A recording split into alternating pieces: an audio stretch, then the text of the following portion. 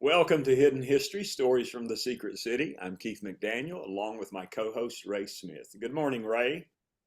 Good morning, Keith. How are you doing today? I'm doing good. I'm doing good. Our last few, we've had Benita Albert on talking about Oak Ridge High School graduates and some of the things that they have done with their life, and we're going to continue that on Sure. as the summer goes along. But we've got a couple of very special guests with us today. Ray, why don't you introduce them for us? I'd be glad to. I'm so glad that we've got Emily Strasser and her dad Dale here with us today. Emily and I go back, actually, Emily, it's been a number of years now since you first contacted me and started asking questions about Oak Ridge and the history that is so meaningful to me, but of course meaningful to you because of your grandfather, George Strasser. So she's now, Emily's over a number of years done a lot of research and written a really good book, The Half-Life of a Secret.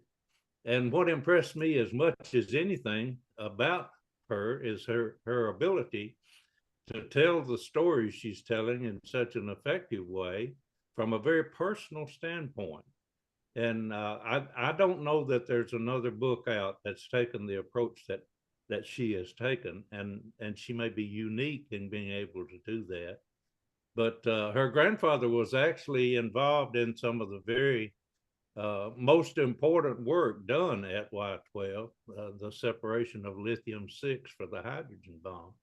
And I was surprised, really, to find the level of detail that she was able to capture on that particular aspect of Y-12 history. Of course, the book is more about her learning about her grandfather. And rather than me say much more about that, let me just introduce Emily and let her tell us about her experience of how she even came to be interested in her grandfather's history, and then how she wrote the book. And she's going to share some of the book with us today as well. So Emily and Dale, welcome to Hidden Histories. We're glad to have you here. Thank you. Thank you, Ray. Thanks for having me. I'm glad to be here. Thanks, Keith. And yeah, just give a shout out to my dad here, who is an Oak Ridge High School graduate. What Yes. class, Dad? What class? 1971. 1971. Okay. So Cedar Hill, Robertsville, Oak Ridge High. Good. Okay.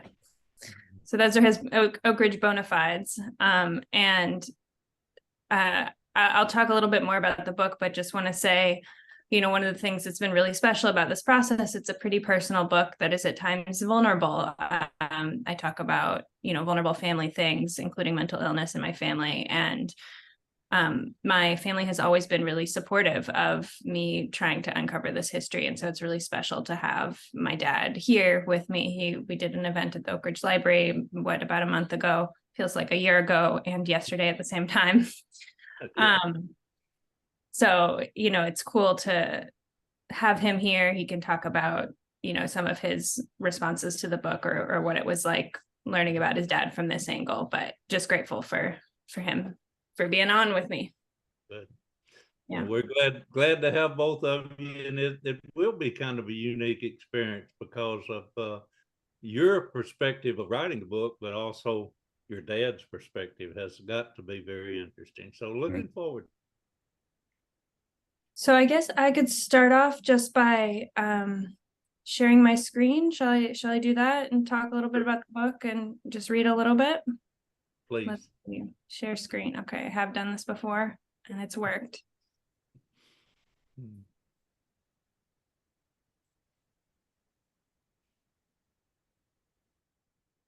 All right, so now you see my whole thing. Yeah. Oh, I should have started with present. It's okay.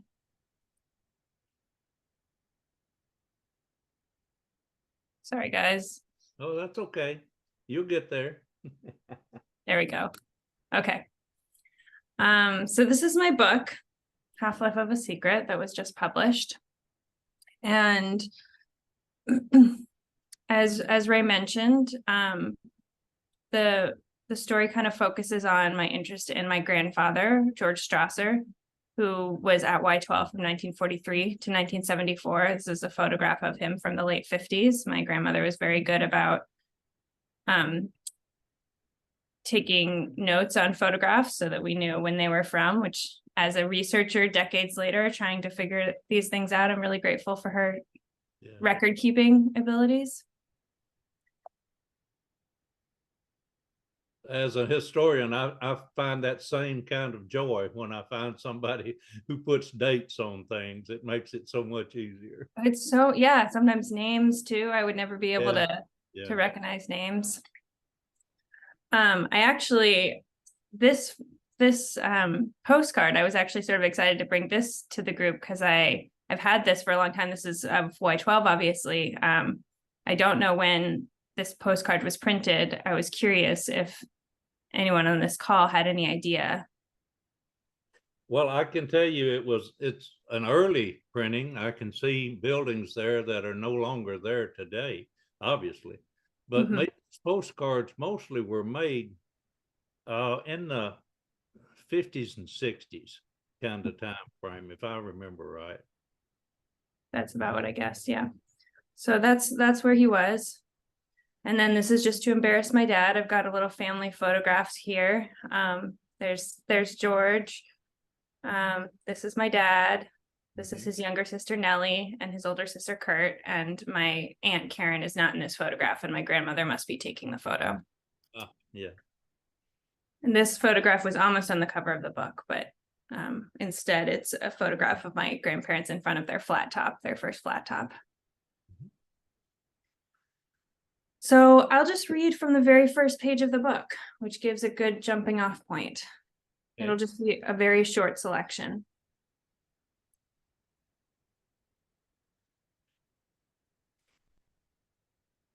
It began with a bloom of fire on an off-white wall. The light swelled, blinding yellow darkening to a smoldering orange, all of it surging up from a nest of angry black smoke. There it burned. Even the night singed red around the fireball, suspended, frozen in its incandescence within the dull rectangle of a plastic picture frame. At the center of the bright, billowing thing was the darker shape of a man, arms loose at his sides, stance relaxed. He blocked the light, stood unchanged by it, only the shiny parts of him admitting to some anomaly in the landscape. A glow of firelight on his glasses, a gleam on his bald head. Bald like my uncle, like my father, like the men of my family. He was George, the grandfather I'd never met. The man who died of a heart attack a few years before I was born, and the room next to where I now lay under yellow flowered sheets, transfixed by his image. I could see the photograph by the amber light of the security beam over the driveway below, the light that burned all night long, because out here in the country, night by itself was too dark. I stared and stared, a clenched thrill in my stomach. I felt myself floating, unmoored from time and space, drawn by my grandfather's eyes that knew everything yet said nothing, drawn to the desert where fire blossomed in silence, sprouting from a great featureless plain that could have been the end of the world or the beginning. When I shut my eyes, the fireball lingered like the impression of a bright light just switched off, branded red behind my eyelids. So that's the opening image of the book. And basically what I'm describing is a photograph of my grandfather standing in front of a nuclear test blast.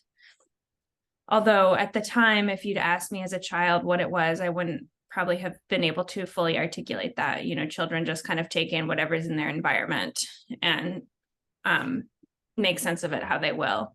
So it wasn't really until I was in college that I started to think about this photograph again. I maybe should have said at the beginning that my grandfather died before I was born, so I didn't know him. So this was one of my primary memories of him, was this memory of this really powerful image. And by the time I was in college, my grandmother had also passed away. And so I was suddenly thinking of this photograph and kind of disturbed by it and didn't understand what it was all about. And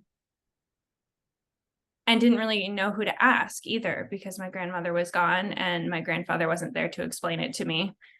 And that's kind of what set me on this journey to research Oak Ridge. So I started asking my dad and his siblings about what is this about? What did he build nuclear weapons? Like, why was this photograph hanging, in above my bed, above a child's bed? This was very strange to me. There was, at the same time, there was a thread. I knew that George had struggled with mental illness, but it wasn't something that we had, I felt, discussed in a sort of full way. And so I started asking questions about that and wondering, was there kind of a link between the work he did and his emotional inner life. I started checking out books about Oak Ridge from the library, my college library, everything I could find about the Manhattan Project. I was just reading and reading and reading and just uncovering this kind of fascinating history of this city that was built. You all know the history well. I don't have to explain it to you, as I do when I'm in different audiences, but built, kind of overnight in this little overlooked corner of the country. So that's, that was the inception of this book. And let me ask you a question about that photograph. Please do. It obviously was a huge impact on you, and something that you continue throughout the book, coming back to that photograph, and rightly so. Is that the home that's on Watts Bar and Dale? Is that where you are now? That's where I am now. I occasionally mute myself because boaters and fishermen are outside too. But yeah, no, I'm live here. I can see the Kingston Steam Plant is off to my right, and where the ferry no longer exists, but where the ferry on the Sugar Grove Valley Road used to run. Now, I want to add just a little bit of insight that I've gained primarily in talking to people that knew George. And Bill Wilcox, Keith, you remember Bill. Bill was very intimately involved with George and Emily with his mental illness and his difficulties, especially late in his career. And you talked some about that in the book. And interesting to me is that area, Dale, where you are now, several of the top managers at Y12 bought homes down there. And George was among them. And that was well known that there were several of the top managers that had bought homes on Watts Bar there. Yeah. So when I was probably age 6 or 7, I vaguely remember this. My parents, my mother and dad joined forces with 5 other couples. The ones I remember: Roger Hibbs, Bill Wilkerson, Bill Whitson, Tom Ebert, not Tom, it wasn't Tom, it was Bill Ebert initially. Ebert, yeah. And then later Tom Ebert joined us. I kind of get Tom Jasny, John Guggen.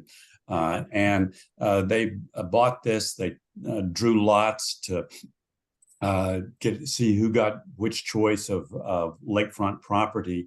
And growing up, it was Betsy Jasny and I still talk about this, and Tom Jasny.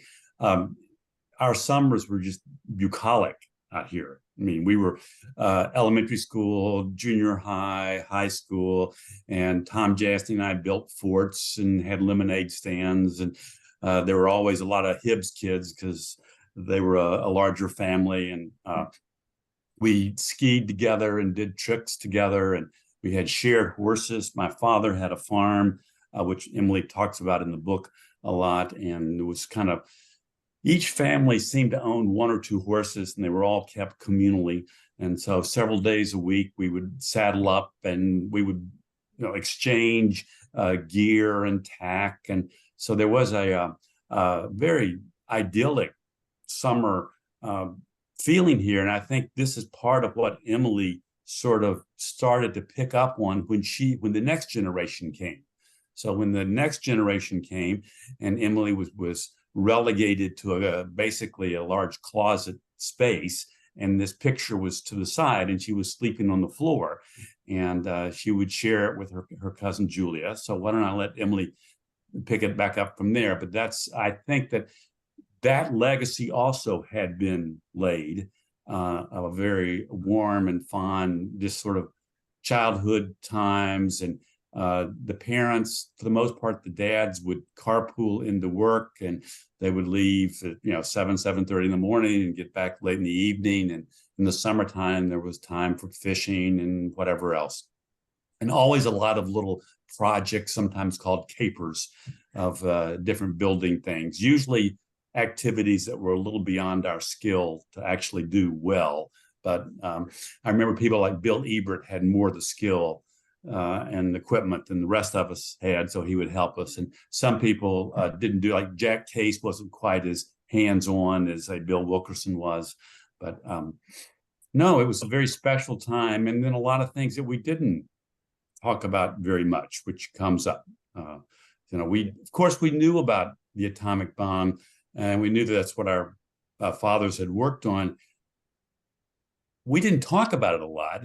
We didn't deny it, but we were living in the moment. Yeah, understand. And you have just mentioned the names of several of the key people that managed the Y-12 plant over the years, and even went on beyond that. Yes. To be responsible for other plants at Oak Ridge as well. One, Bill Ebert, was the head of maintenance at Y-12, and I worked in maintenance. I worked for Bill. I knew him well. My office for a couple of years was just down the hall from his, so we interacted quite a bit. I knew Roger Hibbs and George Jasny. I mean, all of the names you're mentioning there bring back memories to me, to my early years in Y-12. But this is not about me. So Emily, let's go back to your book. And I just wanted to reminisce a little bit with Dale, because I knew he would know those same people. Right. Yeah, of course. Yeah, well, to set the record straight, I wasn't sleeping on the floor. I had a mattress. It wasn't, cruel. It was, it was not a bed, it was like a futon mattress, but it was fine. I was very happy. But yeah, he's right that I did pick up on this really idyllic feeling. I spent summers at my grandmother's house. That's where she retired. And we had a big family, lots of cousins all the time. And we kind of, I didn't necessarily know all of the other families, but like I remember playing with the Jasny kids sometimes, and I knew the Hibbs. And so there was still a sense of this like communal family feeling about that place that was special. And I think part of the tension in the book is that this is the place I love the best in the world, like this is the place that I felt like safe and whole as a kid, and still love. And I was disturbed by this tension between this place that's really special, that anyone who's been there, I think, will agree is really special. And I think Oak Ridge, I think in some ways the lake is a little bit of a microcosm of what I've gathered people feel about Oak Ridge sometimes, because without extended family, without with this strange mission, like people have an unusual closeness sometimes, like unusual family closeness with friends. And so anyways, I sort of felt that way about the lake. And, I went to a Quaker school growing up. Like we didn't have, we didn't keep score at recess soccer games, because that was considered a kind of violence, right? Which is maybe a little bit extreme. Like I chafed against that a little bit, but that's the background I was coming from. Like in my house, we didn't have toy water guns that looked like guns. They were like little frogs squirting, water from their mouths, or little dolphins. So the atomic bomb is just like, that's way out of my context of like, how do I make sense of that? And so I think the tension in the book was trying to understand, what does it mean to love this place that was funded by money from the bomb was founded on this violence. What does it mean? How does this place become a home that I love? And how do I don't know that you can ever reconcile it, but like sit with it. I think that comes through in the book, and I really enjoyed that personal part of you telling your story about your experience, but also relating it back to your grandfather. Tell us how you started learning about him and what you thought when you began to learn things that were quite personal. Sure. Yeah. Not talked about in the family. Yeah. So it's always a challenge to figure out how much to talk about without giving too much away, but I can, I'll do my best, and hopefully people will still want to read the book. So I guess to find out about him, I talked to family and I talked to family friends, and in some ways talking to family friends was actually was really helpful. Maybe they felt more comfortable being open, or maybe they knew things in a different way, or they just hadn't, they just came with a different perspective. So D.H. Johnson, who was also a Y12 guy, was a really close family friend who had a house up there on the lake. He was an early person who I interviewed, and he was a really good friend of my grandfather. My grandfather kind of took him under his wing when he was like a young man, a new hire at Y12. And later on, when George was, so he was bipolar, and when he was manic, he would wake up. George is bipolar, not sorry. DH. Yes, George was bipolar, not DH. Yes, sorry. Yeah, cite the records right there. So when he was manic, he would wake up at the crack of dawn, ready to go out, and conquer the world. And he needed some way to burn off that excess energy. And so he would go knock at DH's door, and they'd like go for a hike and count trees, or go out to breakfast, at 6 a.m. or something before work. And DH was kind of game for that kind of activity. So, and patient with him as far as I can gather.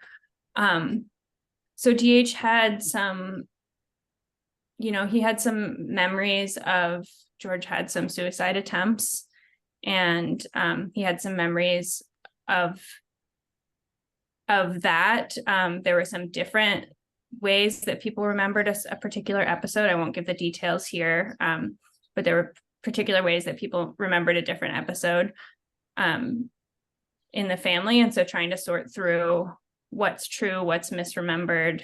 Of course, we can't really know what his actual intention was, right? You just know the incident with as much detail as you can put together. So it was very emotional to learn those things, and then to go back to my family and say, I learned those things. What about this? And I was really worried. I was really nervous that I was going to hurt people, that it was going to bring up painful memories. And I think there have been hard moments. One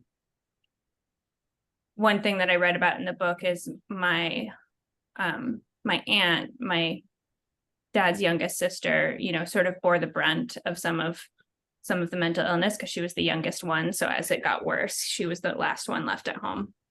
And she actually has been one of the ones who was most direct with me and talking about some of the depths of his pain and what he went through, and called him a tortured man. And I think because she had to go through it, she has also dealt with it in a way that maybe not in it with a directness that the others may not have had to deal with as much. That makes sense, because as he got older, the situation became more intense, even to the point that he, as I know from talking with people who was there at the time, that he continued in his job, but they put him in a different role near Right. the end of his career. And I think that that's part of the looking out for one another and helping him the best way they knew how to get to his retirement. And that also speaks to the thing that Dale was talking about this closeness among these top leaders at this nuclear weapons plant, and how they were able to be a close-knit group and still manage a very important situation for the nation and the world, from my perspective. But that closeness is something that you bring out, and you talk a good bit about some of his work at Y-12. How did you learn about those details? Mm-hmm. Yeah, that was challenging, and I thank you for saying that I did a good job with it, because it was challenging, and I did my best to get it right. I did rely on some of your work, some of your articles that you've written about lithium isotope separation, so that was very helpful. Bill Wilcox, of course, has a history of Y-12 that he wrote that had a lot of detail I wouldn't have been able to get anywhere else. As far as actually the work during World War II, so not the lithium isotope separation, but the uranium processing, so Bill Wilcox and George Strasser actually worked together in this lab where they were between the alpha and the beta calutrons. The uranium had to be leached, like the uranium that was left in the machines had to be basically leached off and kind of reprocessed in a form that it could be refed into the machines again, because it would get lost in the process otherwise. So Bill Wilcox actually described that to me in great detail, which was very helpful. I wouldn't have had any, I don't think without him, I would have known at all what he'd done. Bill actually processed the first shipment of uranium that went to Los Alamos. He personally was the one that processed it. And when he tells that story, or told that story, he would say it was the only time he came really close to being fired. And the reason was he put that uranium mixture in a small glass container that was funnel shaped, and he set it down in a metal can, and the top of the funnel just fit right around the top of that metal can. He put it in an oven to dry it out, just set a timer, and he went home, thinking it would dry that night. So when he came back in the next morning, his boss caught him at the door, and he said, "You need to go hide somewhere. The big boss is looking for you." He said, "What's wrong?" He said, "You know that process you were working last night? When that thing heated up, it expanded that metal, and that glass container dropped down in that metal can. And then when it cooled off, that metal contracted, and it broke that glass and shattered glass particles all down in that uranium." Bill said that's the closest he ever come to getting fired. But that was the actual first shipment that went out in February of '44 back out of Los Alamos. Wow. Emily, I can relate what you're talking about. Bill Wilcox is how useful. I tell people that I would not have a career as a documentary filmmaker if it wasn't for Bill Wilcox. Yeah. He's I've done six or seven documentaries on Oak Ridge history, and he was vital information to all of them. So. Yeah. Now, Keith, you also have done work for the oral history gathering, is that right? Yes, I did. I've done 400 or 500 of those. Because I recognize your name. That is such a wealth of we haven't crossed paths directly before, but that's been such a wealth of research for me too. So, thank you for your work preserving these stories. Thank you. It was one of that's over the course of 9 years, that oral history project that I was involved in, it was fascinating. It's one of my favorite things that I've ever done in my career, because I got to meet people that I didn't know and get to talk to them about things that they knew about and were readily willing to talk about those things, and for us to be able to preserve those stories for after they're gone, is for people like you and for people in the future, it's a pretty pretty amazing project to have been a part of. So Yeah, it's great. I wish you'd been able to get my grandparents, but yeah, well. We didn't get started in time to do that. We true. missed several people, but we actually were in a good time. I mean, they're all gone now. Keith, Yeah. I had a Japanese filmmaker call me or email me just this last week, wants to come to Oak Ridge and is wanting to interview somebody who worked at Y12 during the Manhattan Project. And I had to say, sorry, there's no one alive that I know of that was there at that time. Well, you're absolutely right, Ray. It was just a couple of months ago, I was flipping the channel and it came up. There was Secret City, the Oak Ridge story that I produced in 2005, came out in 2005. It was airing on PBS, and I hadn't watched it in several years. And I was just looking at, say, they're no longer here. They're no longer here. I mean, you're still here, Ray. And there's a handful. I did work here during the Manhattan, but most of them are gone. So anyway. Yeah, I caught a good number before. At the end of my book, I have a list of folks who passed in the course of writing it, and it was quite long, actually.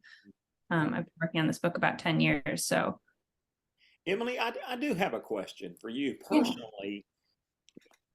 I would imagine you discovering there were kind of two aspects of your discovery and and of your research, and one is the work that your grandfather was involved in, but also the mental health issues that he had. And sometimes mental health is generational.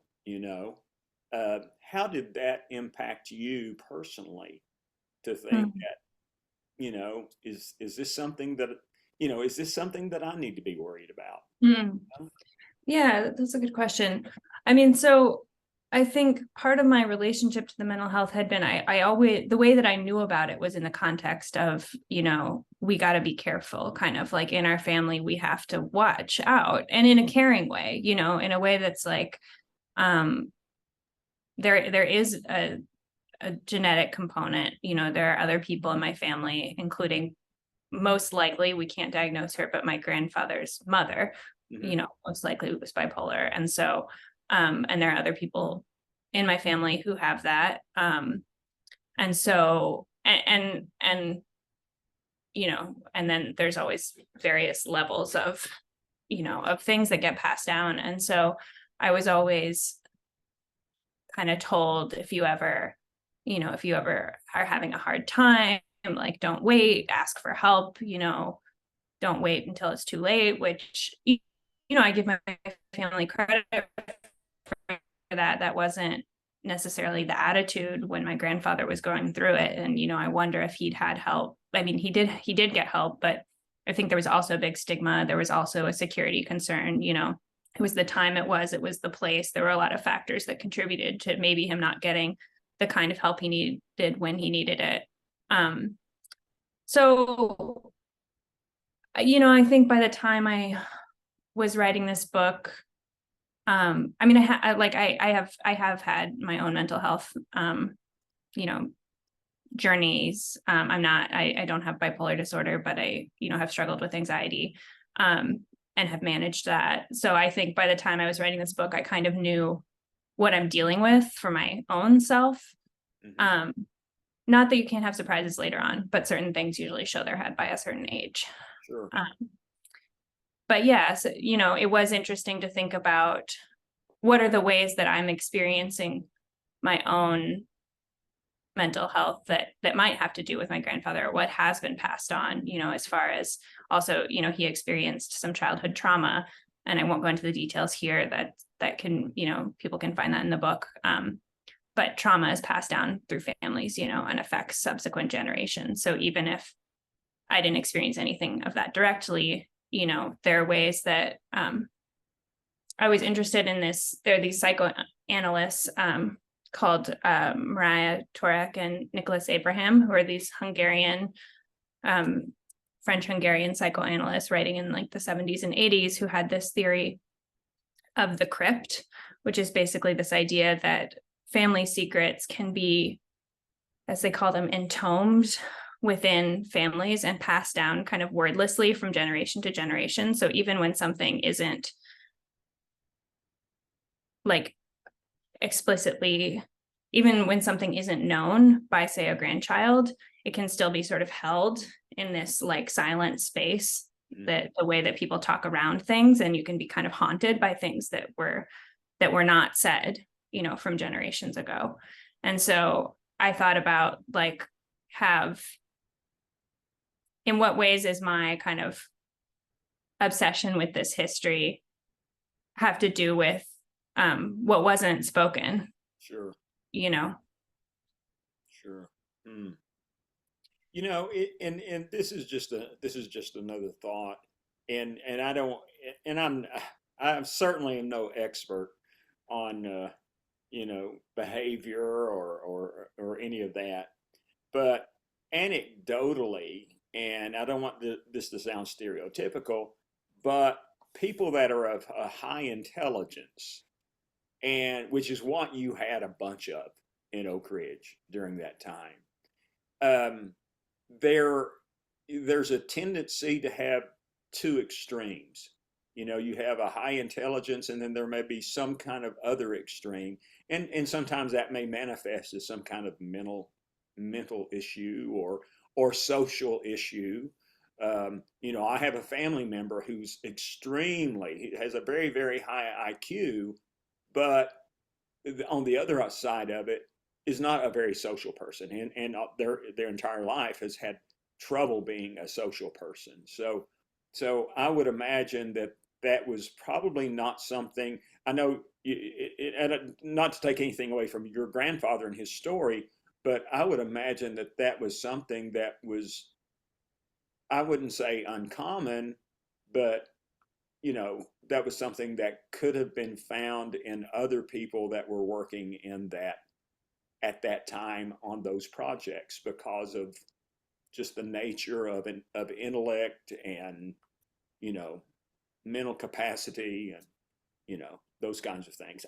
Like I said, I'm no expert. I'm just talking off the top of my head here. I've never heard of what Emily mentioned about those researchers, but I do identify with the fact that secrets in families will influence the children, because, as she said, it's talked around. You don't talk about it, but the hints will cause the children to wonder, you know, what did happen there? And as Emily did, sometimes they'll go find out. Right. I was just going to add another perspective to this. So my father was born and raised on a farm which would now be considered part of Nashville at the time. Of course, it was out in the country, and we still have many relatives in the Nashville, Nolensville, Franklin area, and they have and so they have been the ones that have read the book generally have been very moved by it, and actually there's a sense of relief to have uncovered, because again, there's a little bit of a spoiler here, but there was a trauma that happened and involved my father's mother. So this is something that's been in the family and entombed in a sense, and some of the older relatives have told me they really want to make sure that their children and grandchildren read this book so they can develop an understanding for where they're coming from. And I know for me, you know, at one level, it's a little eerie to read so much about yourself that it influences yourself. But on the other hand, it's been very informative and enlightening, and in a sense, almost cathartic. To get us to have a better grasp.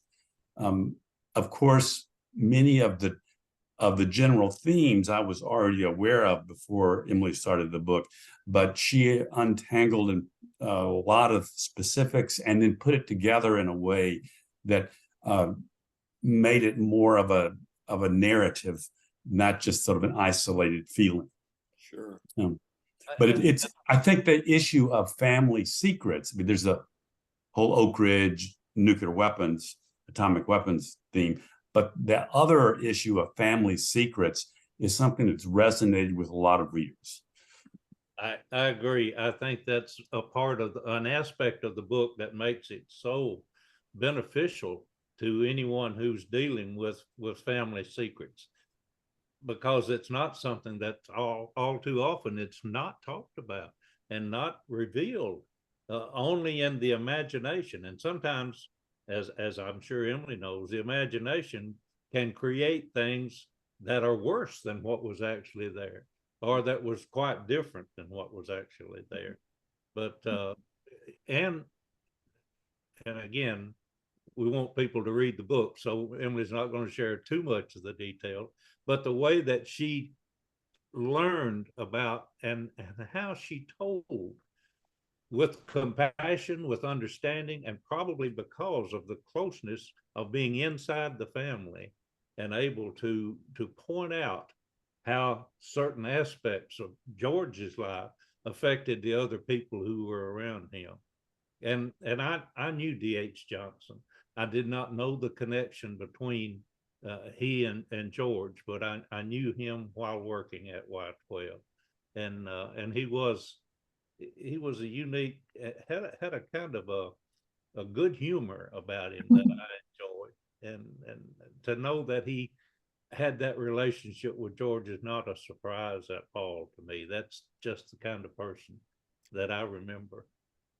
You know, it's interesting, and full disclosure, I've not read your book, Emily, but I want to, especially now, because you know this is it sounds to me like it's great storytelling, in the fact that you're bringing the secrets of Oak Ridge and the secrets of the science and the secrets of the place, and you're merging that with personal secrets of the family that was involved in all that, you know, and a part of all that. That sounds ideal to me as far as telling a great story. You know, what would be interesting. So yeah, Emily, you have to know that Keith is a storyteller at heart, so he appreciates that aspect, and he'll read your book. I guarantee you, after this interview, he's going to go get your book. Yeah, absolutely. So the thing is, many of the people, even the ones that Keith interviewed for oral histories, I mean, they have their perspective and they'll tell you what they think, they'll tell you what they remember, but they're not storytellers. yeah, The fact that you have that skill and that ability brings a new light to George's life, to the Y-12 things that he did and was involved in there that you dug deep enough to learn about. I think your book is quite unique. I don't know that there's another one that touches on the kind of details about secrets, the kind of details about what was actually going on in Oak Ridge from the perspective that you provided it. So I just want to compliment you greatly on what you've done and just tell you how much the book has meant to me personally. Thank you. Now let's go off on just a little different tangent. You thought enough about it that you went to Japan. Tell us about that part of your research. Yeah. So I always knew that part of this project needed to be going to Hiroshima. That was from the beginning. There was no question that if I was going to tell this story, that's part of the story, right? And but I was a little scared too, to be honest. You know, I wasn't sure how I would be received. I thought it would be very emotionally painful, which it was emotionally painful. So I guess I put it off till I was ready. I wasn't, putting it off indefinitely, but I put it off until I sort of had a bulk of research done and was like, okay, now's the time. So I went in 2015 was the 70th anniversary of the bombings. And I was just, it's sort of hard to encapsulate because it was such a profound experience. I was greeted with incredible graciousness. People were, I met with survivors, a good handful of them who all had, very unique, very harrowing stories of of the worst day of their lives. And they were extremely kind and gracious to me. And I was upfront about who I was and why I was there. And I told them a little bit about George's story. And they were quick to welcome me, you know, and to thank me for being there. And I think they come with the feeling that this should never happen again, and that there needs to be more understanding and more of that their stories need to get out there. And so not every survivor tells their stories. Most of them don't and haven't, because there's actually, people are surprised to learn that there was a lot of stigma and prejudice against atomic bomb survivors after the bombing because of the unknown health effects. So people were afraid that they might not get jobs, they might not find people to marry, because they didn't understand the radiation effects. They didn't know if the children would be born, you know, with genetic deformations. So it was very, very not only do you have the trauma of having survived the atomic bombing, but then you have the whole rest of your life to navigate with this incredible stigma and fear yourself, because you fear for your own health. And so some people for decades would stay silent and not share their stories, or even move away and not say that they were a survivor and live other lives. Some people may share their stories with their family, but don't share them publicly. So it's a select, it's a select group that decides that they want to share their stories. But those who do really pretty much do so from a standpoint of, we need to disarm, we need to abolish nuclear weapons, this needs to never happen again. I need to tell the world, I have this burning need to tell the world how horrible this was. And I think in some ways, I'm so grateful to their, I don't even know if courage is the right word, like to relive this trauma over and over and over again is, I can't even imagine, I can't even imagine what that takes. I felt it's a little bit heartbreaking to speak to them and know that now in the world, I think we have the equivalent of 100,000 Hiroshima bombs, like in the global arsenal, something like that. Not that many, but a lot. Well, not that many bombs, but like the power. Oh yeah, we do. Yeah, it adds up. All the bombs are way more powerful than little boy. So you're exactly. I think it's like it's like 9,000 or something in the global arsenal, but it adds up to like 100,000. Yes, I got it. The equivalent to that. Yeah. Bomb. And that's just devastating. That's devastating for people who have spent their lives telling these stories. And so I felt, I felt inadequate, right? I felt grateful to them for their graciousness in receiving me. And I was, what am I offering in return? I don't know. I can appreciate that had to be a significant emotional event for you, knowing that there was a personal connection between your grandfather and the bomb. And talking with people who were actually survived that awful ordeal of being bombed. And I agree, every situation I've been able to interact with anyone with that closeness has always been never again. Let's make sure we never do this again. Emily, where is your book available? How can people find your book? You can find it on Amazon. You can order it from any local bookstore. They've got it at the Oak Ridge Public Library, though I don't know if it's checked out or not. Yeah, I always love to order through an independent bookstore, but yeah, should be able to Google it and find it anywhere. Well, that's great. Well, we certainly appreciate both of you being with us today. We really do. Yeah, Appreciate you having us. It's been very, very helpful, and I think our viewers will get an insight into your book that they wouldn't have gotten otherwise. So thank you for taking the time to do this, and Dale, appreciate your insight too, because you lived part of what she's writing about. Yes.